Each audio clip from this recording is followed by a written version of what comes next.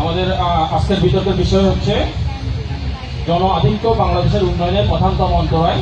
বিতর্কের পক্ষে বলবে আতাতুর্ক উচ্চ বিদ্যালয় দাগন ভূঁইয়া এবং বিপক্ষে বলবে শাহিন একাডেমি ফেনী। আমি মাইক্রোফোন আমাদের সম্মানিত মডারেটর এডিএম মহোদয়ের হাতে হস্তান্তর করছি। উনি তারিখ থেকে পর্যায়ক্রমে বলতে বলবেন। ধন্যবাদ। আমাদের বিতার্কিক বন্ধু যারা আছো, আমি আগেই বলেছি যে তোমাদের বিতর্কের বিষয়বস্তু তোমরা জানো। আমাদের উপস্থাপক মহোদয় বলেছেন জন আধিক্য বাংলাদেশের উন্নয়নের প্রধানতম অন্তরায়। তোমাদের প্রস্তুতি আছে আমরা জানি, তথ্য পদ্ধতি তোমরা খুব সুন্দর বিতর্কে অংশগ্রহণ করবে। আর শুরুতে আমি পক্ষে যারা বলবে সেই প্রতিষ্ঠান আতাতুর্ক উচ্চ বিদ্যালয় দাগন ভূঁইয়া ফেনী। প্রথম বক্তা হচ্ছে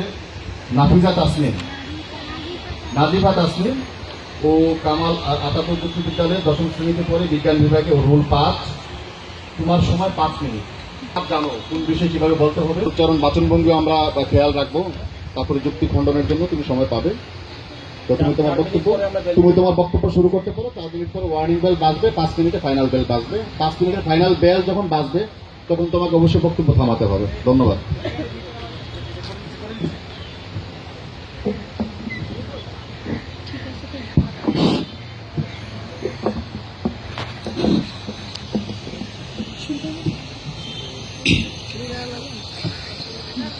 পরিকল্পিত পরিবারে গর্ব দেশ, উন্নয়ন আর সমৃদ্ধির বাংলাদেশ। ধন্যবাদ জানাচ্ছি মাননীয় সভাপতি, বিজ্ঞ বিচারক মণ্ডলী এবং আমার পক্ষ ও বিপক্ষ দলের বিতার্কিক ভাই ও বোনদের। আজকে আমাদের বিতর্কের বিষয় নির্ধারণ করা হয়েছে জন আধিক্য বাংলাদেশের উন্নয়নের প্রধানতম অন্তরায়। সঙ্গত ও যুক্তিযুক্ত কারণে আমি এর পক্ষে অবস্থান করছি। মাননীয় সভাপতি, আজকের বিষয় দিকে যদি লক্ষ্য করি তাহলে সর্বপ্রথম বিবেচ্য বিষয় হিসেবে আছে বাংলাদেশের উন্নয়নের অন্তরায় হিসেবে জনসংখ্যার যে আধিক্য তা প্রধান কারণ হিসেবে বিবেচ্য কিনা। প্রথমে আসি জন আধিক্যের কথা। যখন একটি দেশের আয়তন এবং সম্পদের তুলনায় জনসংখ্যা অধিক হয়ে যায় তখন তার জনাধিক্য নামে পরিচিত হয়। আর উন্নয়ন হচ্ছে যে কোনো একটি দেশের সার্বিকভাবে প্রত্যেকটি দিকে স্বয়ংসম্পূর্ণভাবে উন্নত হলে তখন একটি দেশের উন্নয়ন সাধিত হয়। আর যে কোনো দেশের উন্নয়নটি নির্ভর করে জনসংখ্যার গঠন ও সুষম বন্টনের ওপর। যখন একটি দেশের জনসংখ্যা সীমিত থাকে এবং জনসংখ্যা নিয়ন্ত্রণ করা সম্ভব হয় এবং সুষম বন্টন ঘটে তখনই একটি দেশের উন্নয়নটি সম্ভব হয়। বাংলাদেশ একটি জনবহুল দেশ এবং আয়তনের দিক থেকে বাংলাদেশ হচ্ছে পৃথিবীর 3000 ভাগের 1 ভাগ। আর জনসংখ্যার দিক দিয়ে বাংলাদেশের অবস্থানটি হচ্ছে 8ম। কিন্তু বাংলাদেশে আয়তনের তুলনায় জনসংখ্যার পরিমাণ অনেক বেশি, মাত্র 1,47,570 বর্গ কিলোমিটার এর মধ্যে আয়তনের মধ্যে আমরা অবস্থান করছি বর্তমানে প্রায় 18 কোটি মানুষ, যা অবশ্যই আমাদের দেশের জন্য অধিক। এই অতিরিক্ত জনসংখ্যার কারণে বর্তমানে আমাদের দেশের উন্নয়ন বাধাপ্রাপ্ত হচ্ছে। কারণ অতিরিক্ত জনসংখ্যার কারণে বর্তমানে আবাসন সংস্থা, খাদ্যাভাব, পুষ্টির অভাব, বিভিন্ন দিক থেকে আমরা সমস্যা অনুভব করছি। এছাড়া সম্পদের সীমাবদ্ধতার কারণে ভূমিহীন ও ছিন্নমূল মানুষের সংখ্যা বাড়ছে। জাতিসংঘের মতে বাংলাদেশে প্রতি বছর 10 লক্ষ মানুষ গৃহহীন হয়। আর প্রতি বছরই অতিরিক্ত 23 লক্ষ মানুষরা দেশের জনসংখ্যার সাথে যুক্ত হচ্ছে। এভাবে অতিরিক্ত জনসংখ্যা যুক্ত হওয়ার ফলে বাংলাদেশ উন্নয়ন অবশ্যই বাধাপ্রাপ্ত হচ্ছে। আর আরেকটু তথ্য মতে বাংলাদেশে প্রায় 15 বছর থেকে 60 বছর বয়সী মানুষেরা কর্মক্ষম জনশক্তি হিসেবে পরিচিত। অর্থাৎ এটাই নয় যে 15 বছরের কম বয়সী আর 60 বছরের বেশি বয়স যাই মানুষরা আছে তার কি জনসংখ্যার অধিক হিসেবে বিবেচ্য বিষয় নয়? অবশ্যই। আমরা 15 থেকে 60 বছর বয়সী মানুষদেরকে কর্মক্ষম জনশক্তি পরিণত করতে পারবো কখন? যখন আমরা প্রথম থেকে জনসংখ্যা নিয়ন্ত্রণ করতে পারবো, জনসংখ্যাকে একটি সীমিত আকারে পরিণত করতে পারবো। তখনই 15 থেকে 60 বছর বয়সে এসে তারা কর্মক্ষম জনশক্তি হিসেবে বিবেচ্য বিষয় হবে এবং বাংলাদেশের উন্নয়নের পথে তারা অগ্রণী ভূমিকা পালন করবে। বর্তমানে জনসংখ্যা বৃদ্ধির কারণে অর্থনৈতিক সমস্যা, বাল্যবিবাহ, অশিক্ষা, দারিদ্র্য, বেকারত্ব, সামাজিক ও ধর্মীয় কুসংস্কার বাড়ছে। তাছাড়া বর্তমানে খাদ্য ঘাটতির প্রধান কারণ হিসেবে বাংলাদেশের ক্ষেত্রে আসে, খাদ্য ঘাটতির প্রধান কারণ হিসেবে বিবেচ্য হয়েছে অতিরিক্ত জনসংখ্যা। এভাবে জনসংখ্যা বৃদ্ধির কারণে বর্তমানে বাংলাদেশকে প্রতি বছর 10 থেকে 12 লক্ষ টন খাদ্য আমদানি করতে হচ্ছে। এর ফলে অতিরিক্ত জনসংখ্যার কারণে বাংলাদেশের উন্নয়ন ধীরে ধীরে বাধাপ্রাপ্ত হচ্ছে। বাংলাদেশের যেখানে মৌলিক চাহিদা, বাংলাদেশের মানুষেরা যেখানে মৌলিক চাহিদাগুলো পূরণ করতে পারছে না, যে জনসংখ্যা রয়েছে তাকে সুষমভাবে বন্টন করতে পারছে না, সেক্ষেত্রে অবশ্যই তা বাংলাদেশের উন্নয়নের পথে প্রধানতম অন্তরায় হিসেবে বিবেচিত হবে। কারণ প্রত্যেকটি কারণকে যদি আমরা সুষমভাবে এবং সূক্ষ্মভাবে বিশ্লেষণ করতে পারি, তাহলে এর মূল কারণ হিসেবে আমরা দেখব জনসংখ্যার আধিক্যের কথা। মাননীয় সভাপতি, আজ পরিবার পরিকল্পনা অধিদপ্তর কর্তৃক এই বিতর্কের আয়োজন করা হয়েছে।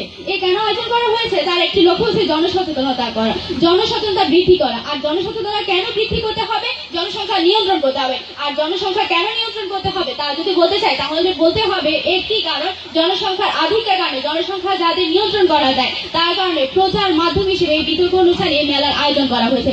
এভাবে প্রত্যেকটি কারণকে যদি আমরা সূক্ষ্মভাবে বিশ্লেষণ করতে পারি, তাহলে প্রধান কারণ হিসেবে আমরা জনসংখ্যার আধিক্যটি দেখতে পারি।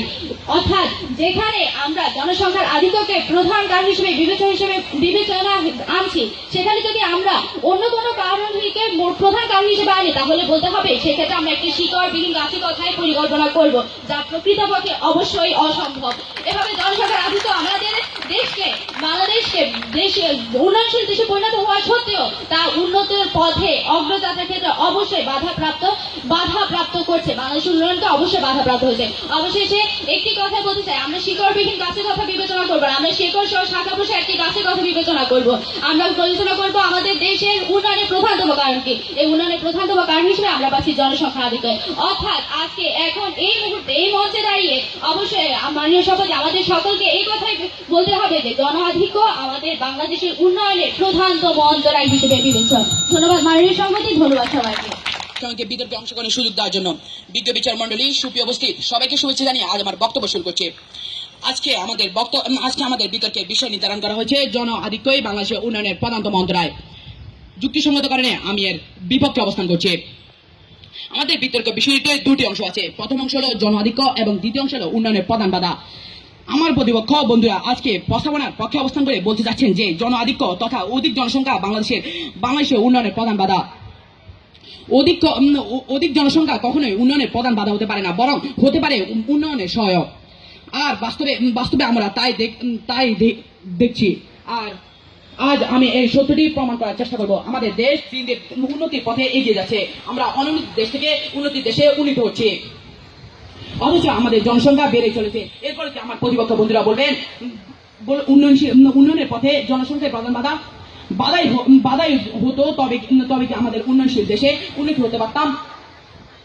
আমাদের জনসংখ্যা কিন্তু কমছে না, বাড়ছে। আমরা চাইলেও জনসংখ্যা কখনো কমাতে পারবো না, কারণ আমাদের মোট জনসংখ্যা বেশি।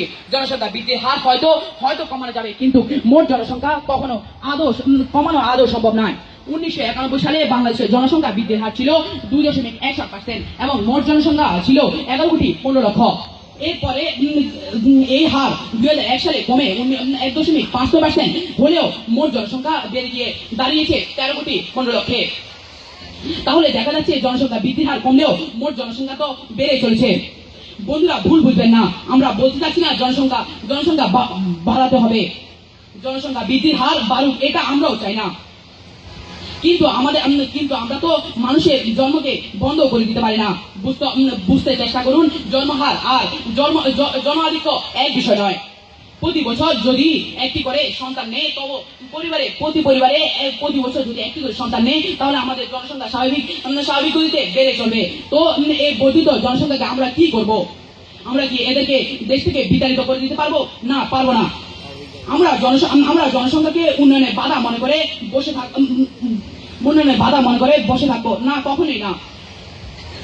আমরা জনসংখ্যাকে জনসম্পদে পরিণত করে কাজে লাগানোর চেষ্টা করব।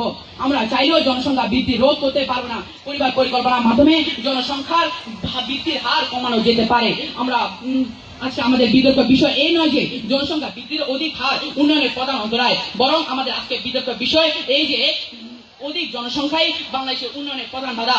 শুধু বাধাই নয়, আমার প্রতিপক্ষ বলতে যাচ্ছেন প্রধান বাধা। এই প্রধান শব্দটি দিয়ে আমাদের ঘোর আপত্তি আছে। যেখানে জনসংখ্যায় কোনো বাধাই হচ্ছে না, সেখানে প্রধান বাধা হয়তো কোনো প্রশ্নই আসে না। জনসংখ্যা বৃদ্ধির অধিক হারে সমস্যা মনে করা যেতে পারে, কিন্তু অধিক জনসংখ্যাকে সমস্যা মনে করা সম্ভব নয়। কারণ জনসংখ্যা স্বাভাবিক নিয়মে বৃদ্ধি পাবে। ৭৬ মন্ত্রের কথা আমরা সবাই জানি। সেই দুর্ভিক্ষে প্রায় ১ কোটি মানুষ মারা গিয়েছিল, অথচ তখন জনসংখ্যা ছিল ৩ কোটি। তাহলে অল্প জনসংখ্যায় যদি উন্নতির মাপকাঠি হয়, সেই সময় কেন মানুষ দুর্ভিক্ষে মারা গিয়েছিল? আমরা মাত্র ২ শতক পিছনের দিকে তাকাই, তবে আমরা দেখতে পাবো আমাদের দেশ ছিল হতদরিদ্রের দেশের তালিকায়। অথচ আজ সেই সময় তুলনায় জনসংখ্যা দ্বিগুণ হওয়া সত্ত্বেও আমরা উন্নয়নশীল দেশে পরিণত হয়েছি। তাহলে আমাদের সাথে একসুরে বলুন, অধিক জনসংখ্যা অন্তরায় নয়, বরং জনসংখ্যাই সম্পদ।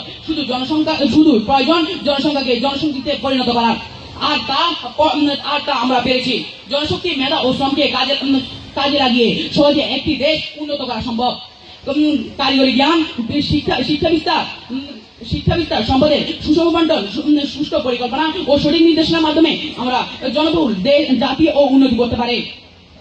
আমাদের দেশে জন্মহার কমা সত্ত্বেও প্রায় প্রতি বছর ৪৪,৫৫,০০০ মানুষ বৃদ্ধি পাচ্ছেন। তাহলে জনসংখ্যা বৃদ্ধির হার নিয়ন্ত্রণ হলেও জনসংখ্যা তো কমছে না। সুতরাং আমাদেরকে এই বর্ধিত জনসংখ্যা নিয়েই ভাবতে হবে, যেহেতু আমরা প্রমাণ করতে পেরেছি যে অধিক জনসংখ্যা নিয়েও উন্নতি করা যায়, সেহেতু আমরা প্রতিপক্ষের ধারণা মোটেই যুক্তিসঙ্গত নয়।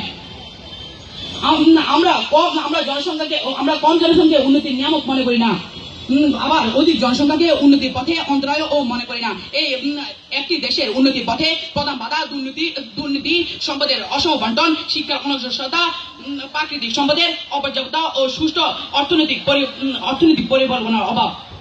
এই সমস্যা প্রায় শতকরা থাকা সত্ত্বেও আমরা আজ উন্নয়নশীল দেশে উন্নীত হয়েছি। তাই প্রতিপক্ষের বন্ধুদের বলতে চাই, এক সুরে এক কণ্ঠে বলুন, জনসংখ্যাই শক্তি, জনসংখ্যাই সম্পদ, জনসংখ্যাই উন্নতির নিয়ামক। এই বলে আজকে আমার বক্তব্য শেষ করছি। ধন্যবাদ মাননীয় মহাশয়, ধন্যবাদ সবাইকে। ভাবি থাকলে আমাদের কোরাম পূর্ণ হবে। আমি বিদায় নিই। ধন্যবাদ জানাচ্ছি এডিএম মহোদয়কে। আজকে আপনারা জানেন যে এসএসসি পরীক্ষা চলছে এবং উনি ফুলগাজীতে যাবেন এসএসসি পরীক্ষা কেন্দ্র পরিদর্শনে, যে কারণে উনি আমাদের মাঝ থেকে বিদায় নিচ্ছেন। আমরা অত্যন্ত আনন্দিত জনাকে পেয়েছি।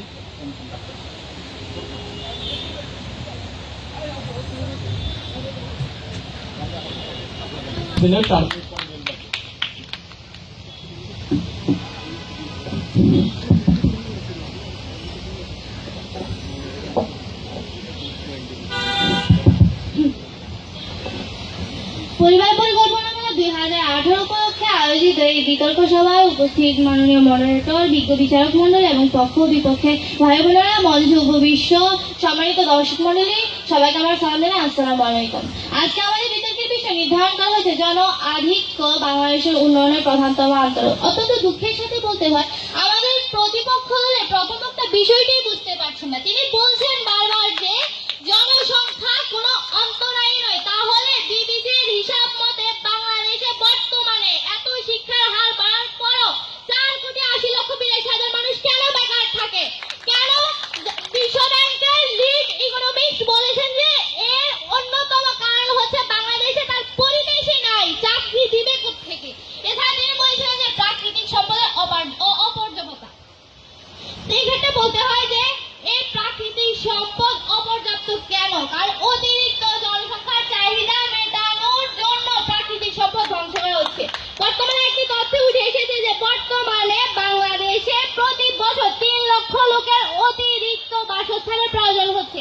সেক্ষেত্রে দেশে এই বাসস্থানের যোগান দিতে গিয়ে কৃষি জমির ক্ষতি হচ্ছে। আপনি বলেছিলেন যে জনসংখ্যা যদি অন্তরায় হতো তাহলে বাংলাদেশ উন্নয়নশীল দেশে পদার্পণ করতো না। তাহলে বলতে হয় আপনি বোধহয় দেশের কোনো খবরই রাখেন। মাননীয় প্রধানমন্ত্রী বাংলাদেশকে উন্নয়নশীল রাষ্ট্রে পদার্পণ উপলক্ষে যে বক্তব্য দিয়েছিলেন, তিনি বলেছিলেন যদি জাতির পিতা আজ বেঁচে থাকতেন তাহলে বাংলাদেশ উন্নত রাষ্ট্রে পদার্পণ করতো। এবং বিশেষজ্ঞরা মনে করছেন বাংলাদেশের উন্নয়নশীল রাষ্ট্র 6 বছরের মধ্যে সেটিকে আরো স্বনির্ভরশীল গড়ে তোলার জন্য সবচেয়ে বড় যে চ্যালেঞ্জ সেটি হচ্ছে জন আধিক্য। সেক্ষেত্রে আপনি কি করে বলতে পারেন যে জনসংখ্যা বিস্ফোরণ প্রধানতম কেন? হ্যাঁ, আমরা বলছি জনসংখ্যা প্রধানতম অন্তরায়, কিন্তু তাই বলে এমনটি নয় যে অন্য কোনো কারণ থাকবে না। হ্যাঁ, অবশ্যই অন্যান্য কারণ আছে, কিন্তু প্রত্যেকটির সঙ্গে জনসংখ্যা প্রত্যক্ষভাবে না হলেও পরোক্ষভাবেও জড়িয়ে আছে। কিন্তু সেটিও কারণ, কিন্তু মুখ্য কারণ নয়। মুখ্য কারণ হচ্ছে জন আধিক্য।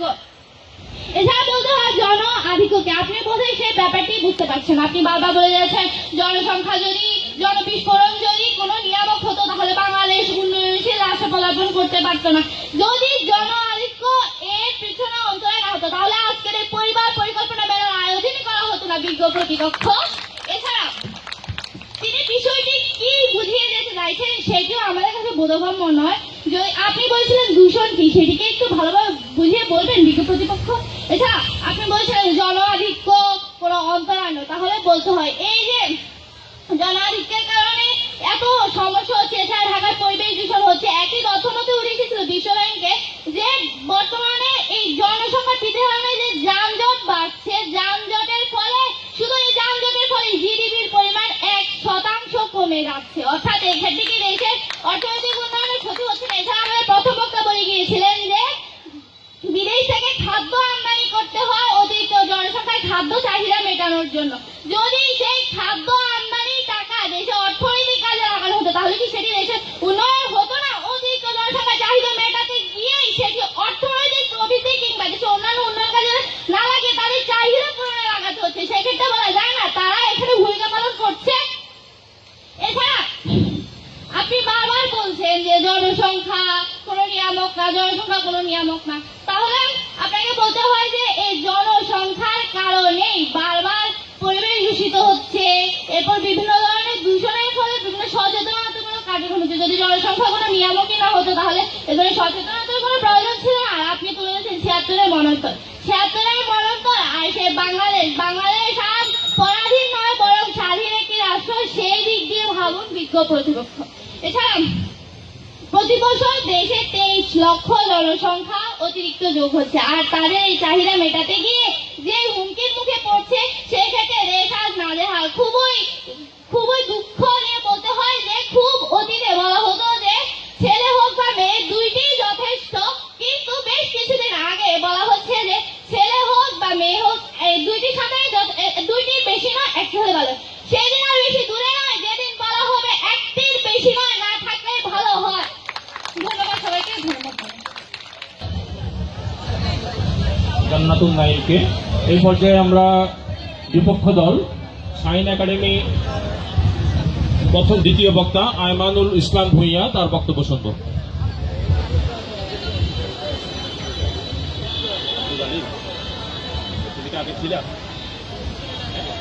নিউইয়র্কের জাতিসংঘ সদর দপ্তরে কমিশন অন পপুলেশন অ্যান্ড ডেভেলপমেন্টের 50তম সেশনে বাংলাদেশের স্বাস্থ্য ও পরিবার কল্যাণ প্রতিমন্ত্রী জাহিদ মালিক এমপি বলেছেন, জনগণের ক্ষমতার জাতীয় উন্নয়নের এজেন্ডার কেন্দ্রবিন্দু রেখে বাংলাদেশ সরকারের নেতৃত্বে জনসংখ্যা উন্নয়নে এগিয়ে যাচ্ছে বাংলাদেশ। মাননীয় মহাতার বিজ্ঞ বিচারক মন্ডলী সুপ্রিয় উপস্থিতি সবাইকে শুভেচ্ছা জানিয়ে আজ আমার বক্তব্য শুরু করছি। আজকের বিতর্ক বিষয় নির্ধারণ করা হয়েছে জন আধিক্যই উন্নয়নের প্রধানতম অন্তরায়। সংগতি কারণে আমি এর বিপক্ষে অবস্থান করছি।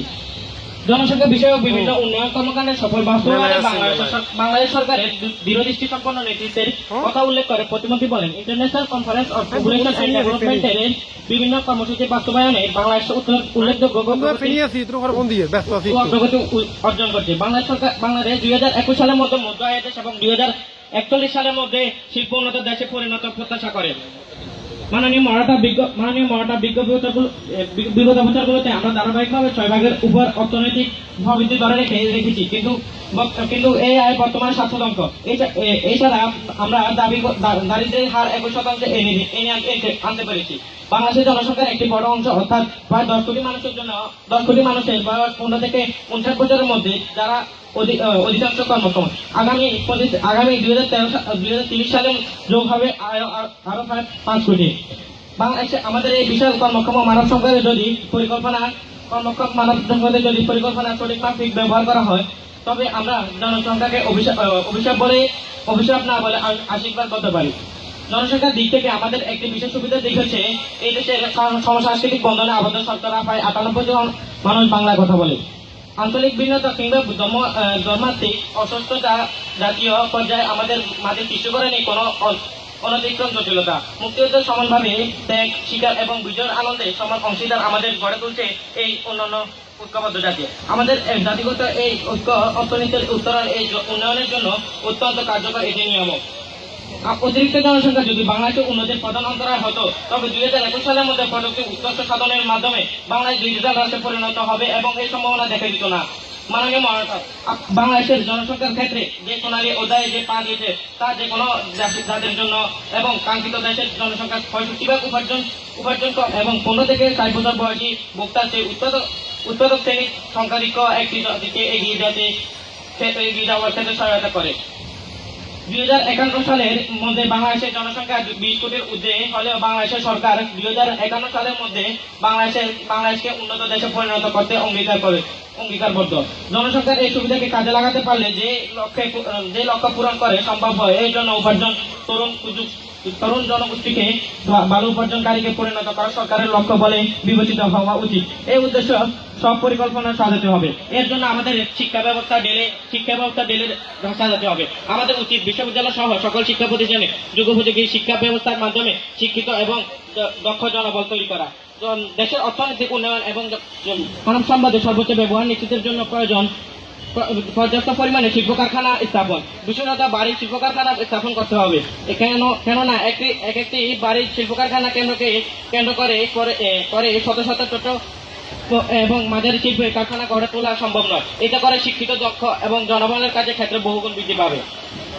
মাননীয় সভাপতি, এই জনসংখ্যা নিয়ে আমাদের উন্নতির কথা ভাবতে হবে। তাই আমাদের প্রতিপক্ষের ভাবনা মতো জনসংখ্যা কমিয়ে উন্নতির চিন্তা বিশ্বে তথা বাংলাদেশের প্রেক্ষাপটে আকাশ কুসুম কল্পনা বই আরো কিছু নয়। ধন্যবাদ মাননীয়তা, ধন্যবাদ সবাইকে। পরিবার পরিকল্পনা মেলা 2018 উপলক্ষে আয়োজিত বিতর্ক সভায় ধন্যবাদ জানাচ্ছি সম্মানিত সভাপতি, বিজ্ঞ বিচারক মণ্ডলী পক্ষ ও বিপক্ষ দলের বিতার্কিক এবং সমগ্র শ্রোতা মণ্ডলীদের। আজকে আমাদের বিতর্কের বিষয় নির্ধারণ করা হয়েছে জন আধিক্য বাংলাদেশের উন্নয়নের প্রধানতম অন্তরায়। সঙ্গত ও যুক্তিযুক্ত কারণে আমি এর পক্ষে অবস্থান করছি। বিপক্ষ দলের বক্তাদের বক্তব্য শুনে অনেকটা এমন মনে হচ্ছে একদল মিছিল করে যাচ্ছে, বলছে মানি না। প্রশ্ন করা হয়েছে কি মানি না, তারা বলছে জানি না। তাদের অবস্থা এমনটাই হয়ে গেছে। বিতর্কের বিষয়ে বলা হয়েছে জন আধিক্যের কথা, কিন্তু বক্তাগণ বারংবার বলে যাচ্ছেন জনসংখ্যার কথা। জনসংখ্যা কখনো অভিশাপ নয়, কিন্তু এই জনসংখ্যা যখন অতিরিক্ত পরিমাণে বাড়বে, অনিয়ন্ত্রিত পরিমাণে বাড়বে, তখন সেটা দেশের জন্য হুমকি স্বরূপ। আমাদের দেশে আজকের বিষয় বলা হয়েছে জন আধিক্য বাংলাদেশের উন্নয়নের প্রধানতম অন্তরায়। বাংলাদেশের উন্নয়ন শুধুমাত্র শিল্পায়নের মধ্যে সীমাবদ্ধ নয়, শিক্ষাক্ষেত্রে উন্নয়ন প্রয়োজন, আর্থসামাজিক উন্নয়ন প্রয়োজন। এরপরে বাংলাদেশ উন্নয়নের দিকে এগিয়ে যাবে। এই সকল ক্ষেত্রে জনাধিক্য কিন্তু প্রধানতম অন্তরা। কেননা আমাদের দেশে এই বছর সকল হিসাব নিকাশ করে দেখা গেছে গ্রাহক পাবেন 10,500 মেগাওয়াট বিদ্যুৎ। বিতরণকারী সংস্থার তথ্য অনুযায়ী দেশের অন্যান্য অঞ্চলের তুলনায় এবারও ঢাকায় বিদ্যুৎ পরিস্থিতি ভালো থাকবে। তবে ডিপিডিসির আওতাধীন লালবাগ, নারিন্দা ও শ্যামপুর এলাকায় চলবে নিয়মিত লোডশেডিং। একইভাবে লোডশেডিং হবে ডেস্কোর আওতাধীন গুলশান, বনানী, বাড়িধারা ও দক্ষিণ খান এলাকার বিদ্যুতের সুষ্ঠু বিতরণের জন্য অপরিহার্য বিতরণ উপকেন্দ্র করার জন্য জায়গা না পাওয়ার কারণে এই সকল অঞ্চলে বিদ্যুৎ উৎপাদনে ঘাটতি থাকা না সত্ত্বেও পর্যাপ্ত পরিমাণে বিদ্যুৎ সরবরাহ করা যাবে না। সেই ক্ষেত্রে আমার বিপক্ষের বক্তাগণ আবারও বলবেন জনসংখ্যা আমাদের জন্য আশীর্বাদ। জনসংখ্যা আমাদের জন্য আশীর্বাদ, কিন্তু জনাধিক্য, এখানে একটি শব্দ ব্যবহার করা হচ্ছে জন আধিক্য, অর্থাৎ জনসংখ্যার অতিরিক্ত বৃদ্ধি আমাদের দেশের উন্নয়নের জন্য আমাদের দেশের উন্নয়নকে বাধাগ্রস্ত করছে। এই গেল বিদ্যুতের কথা। বিদ্যুতের পাশাপাশি তেমনি যানজটের কথা আসা যাক। আমার পক্ষ দলের বক্তাগণ যানজটের কথা বলে গেছেন যে আমাদের দেশে প্রতি বছর যানজটের কারণে অনেকটা 37,000 কোটি টাকা খরচ হচ্ছে। বুয়েটে এই যানজটের বছরের ক্ষতি 37,000 কোটি টাকা শীর্ষক একটি প্রতিবেদন নিয়ে ঢাকা মহানগরী যানজট, আর্থিক ও স্বাস্থ্যগত সমস্যা শীর্ষক একটি গোল টেবিল বৈঠক হয় বুয়েটে। সেখানে ঢাকা বিশ্ববিদ্যালয়ের অর্থনীতি বিভাগের অধ্যাপক এম আকাশ বলেন, যানজট সমস্যাটি বহুমাত্রিক। ঢাকায় যদি জনসংখ্যা বাড়তেই থাকে তাহলে পরিকল্পনা করেও সমাধানে পৌঁছানো যাবে না। ঢাকায় জনসংখ্যার চাপ কমাতে হলে বিকেন্দ্রীকরণ ব্যবস্থা গড়ে তুলতে হবে। এই ক্ষেত্রেও এটাই প্রতীয়মান হয় যে জন আধিক্য দেশের উন্নয়নের প্রধানতম অন্তরায়। শুধুমাত্র এই সকল দিক থেকে বিবেচনা না করলেও আমাদের চারপাশের দিকে যদি আমরা তাকাই, এই যে আজকের বিতর্ক সভার দিকে যদি তাকাই, তাহলে এটাই প্রতীয়মান হয়েছে জন আধিক্য বাংলাদেশের উন্নয়নের প্রধানতম অন্তরায়। আজকে যদি বাংলাদেশের জনসংখ্যা অনিয়ন্ত্রিত পরিমাণে বৃদ্ধি না পেত তাহলে বাংলাদেশ এতদিন উন্নত দেশের খেতাব পেয়ে যেত, কিন্তু আমরা এখনো উন্নয়নশীল দেশ নিয়েই পড়ে আছি। এরপরে বিপক্ষ দলের প্রথম বক্তা বলে গেছেন জনসংখ্যা, তিনি বলে গেছেন জন আধিক্য উন্নয়নের সহায়ক, জন আধিক্য নয়, জনসংখ্যা উন্নয়নের সহায়ক। সুতরাং আপনাদের বিষয়টি বুঝতে ভুল হয়েছে। এছাড়া তারা বলে গেছে জনসংখ্যা তো বৃদ্ধি পাচ্ছে, জনসংখ্যা বৃদ্ধি পাবে। একজন পিতা মাতা যদি একটি করে সন্তান নেয় তারপরেও জনসংখ্যা বৃদ্ধি পাবে। এটি হবে নিয়ন্ত্রিত, কিন্তু জন আধিক্য কখন হয়? যখন অনিয়ন্ত্রিত জনসংখ্যা বৃদ্ধি পায়। অতএব আজকের বিষয়ে কি বোঝানো হয়েছে? আজকের বিষয়ে বোঝানো হয়েছে অনিয়ন্ত্রিত ভাবে যদি জনসংখ্যা বৃদ্ধি পায় তখন জন আধিক্য দেখা দিবে। এই জন আধিক্য আমাদের দেশের উন্নয়নের প্রধানতম অন্তরায়। প্রথম আলো 25 মার্চ 2018 একটি প্রতিবেদন প্রকাশ করেছিল।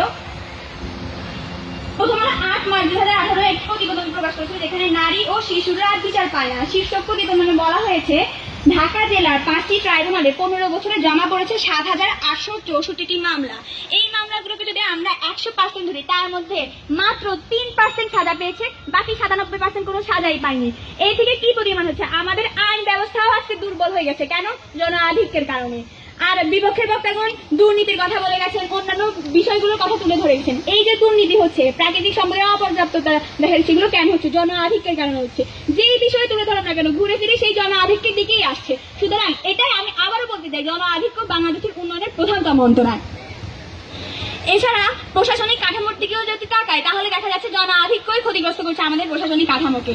22 মার্চ 2018 প্রথম আলোর আরেকটি প্রতিবেদনে বলা হয়, লক্ষ্মীপুরের রামগঞ্জ উপজেলায় 161টি সরকারি প্রাথমিক বিদ্যালয় পরিদর্শনের জন্য বর্তমানে কর্মরত আছে মাত্র একজন সহকারী প্রাথমিক শিক্ষা কর্মকর্তা, যেখানে আইন অনুযায়ী একজন সহকারী প্রাথমিক কর্মকর্তা মাসে 10টি শিক্ষা প্রতিষ্ঠান পরিদর্শন করবে।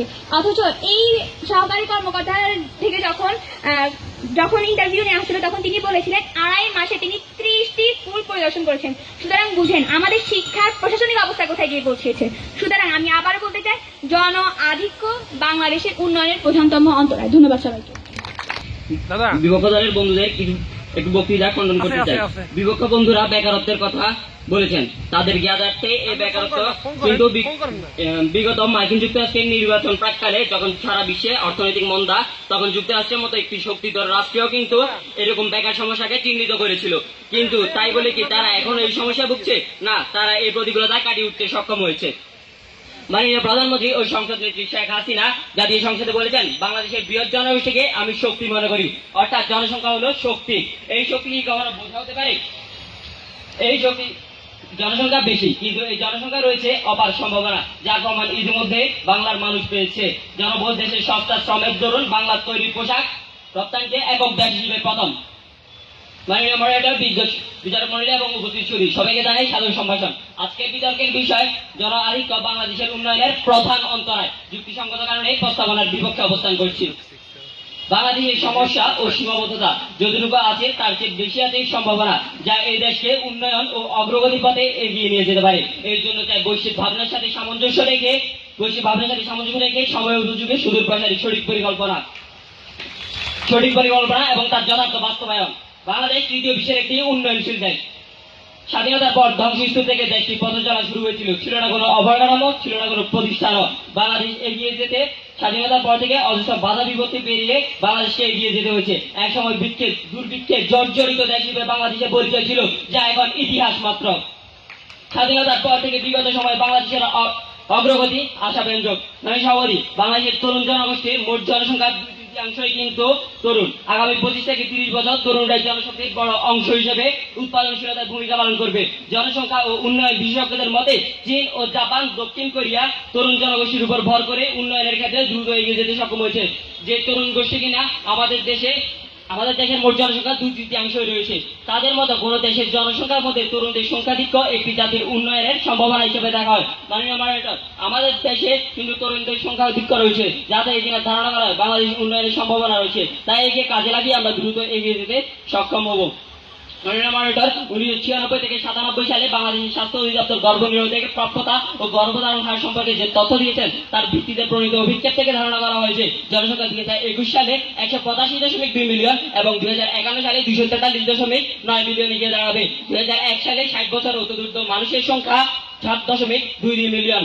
2021 ও 2051 সালে যথাক্রমে যা হবে 15.09 এবং 44.95 মিলিয়ন। অর্থাৎ এদিকে আমরা কি দেখছি, জনসংখ্যার অদূর ভবিষ্যতে কমছে না, বরং বাড়ছে। তাই এই জনসংখ্যা বৃদ্ধিকে মাথা ব্যথার কারণ হিসেবে না ধরে কিভাবে আমরা উন্নয়ন করতে পারি সেই চিন্তা করা হোক। মানে সভাপতি, আমরা যদি দেখি তাহলে দেখি যে বাংলাদেশ বর্তমানে পৃথিবীতে রোল মডেল হিসেবে কাজ করছে, বাংলাদেশ বিশ্বের বিশ্ব হিসেবে কাজ করছে। বাংলাদেশ এখন এশিয়ার দ্বিতীয় বৃহত্তম জিডিপি অর্জনকারী দেশ। গত কয়েক বছর ধরে বাংলাদেশের 6% প্রবৃদ্ধি হয়েছে, যা কিনা সত্যি সমীহ করার মতো।